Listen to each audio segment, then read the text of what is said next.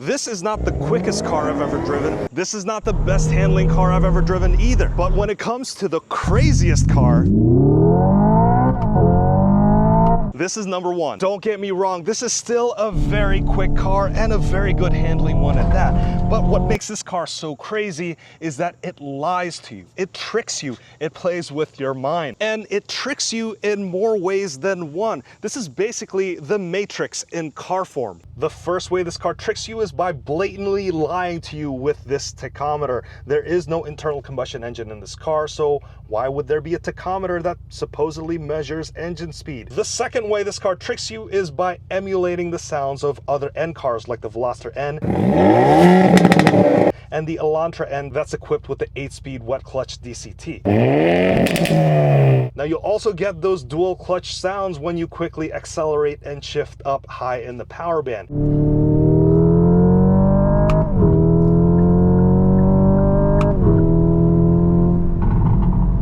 This even emulates those pops and crackles that those cars can do.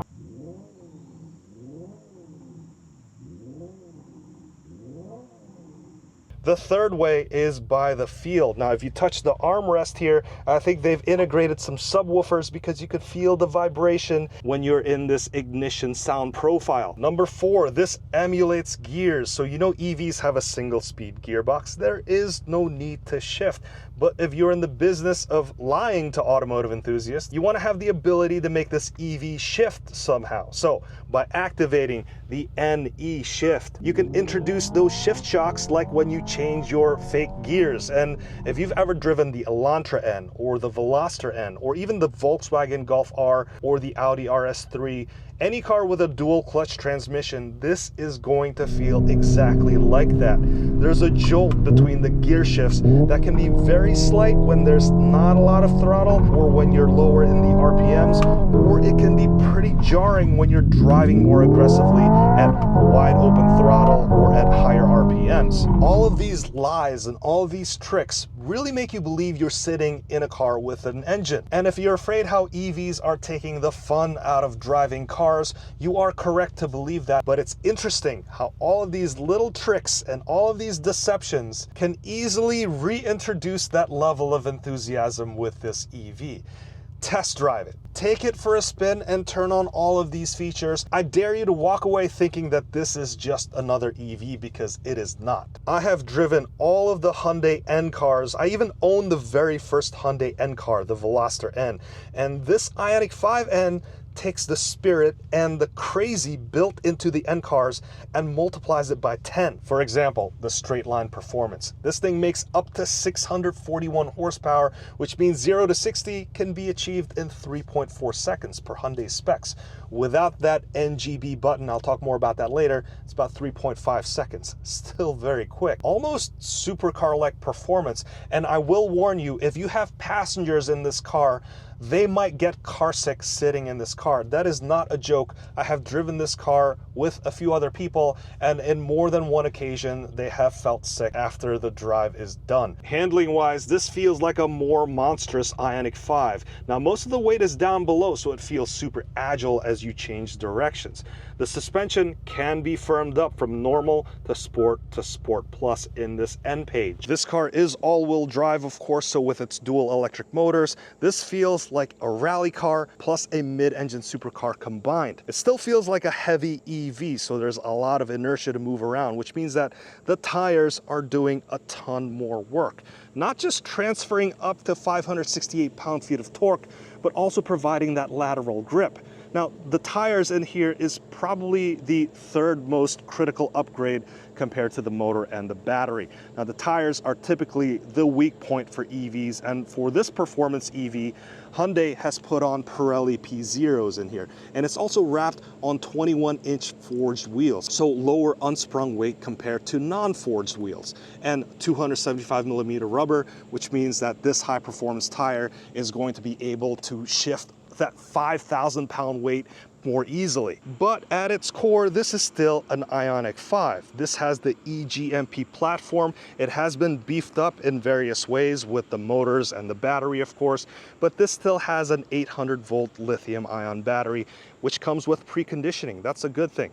So you can go from 10 to 80% state of charge in 18 minutes if you go to those fast 350 kilowatt chargers. Now that 77.4 kilowatt hour battery in the IONIQ 5, that has been bumped up to 84 kilowatt hours, but the range does suffer in this car. This one has 221 miles. That's down from the 256 mile range of an all-wheel drive IONIQ 5. So the efficiency of this thing is about 43 kilowatt hours per 100 miles. The exterior is different, of course. You get this gloss black bumper with those orange accents. This sits a bit lower than the normal IONIQ 5 and it looks pretty aggressive. This is also a little bit wider, so you get additional body work here and you get that orange accent down the side skirts. At the back you get the new rear spoiler and you could tell this is functional, and down below you get a very nice looking diffuser. With the IONIQ line you of course get a lot of pixel designs, and down here you get this reflector with that checkerboard racing flag pattern. As for the interior, this is same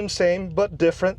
Same, you get the dual 12.3-inch screen merged into a single panel. The transmission shifter is still on the steering column, so it opens up the center here.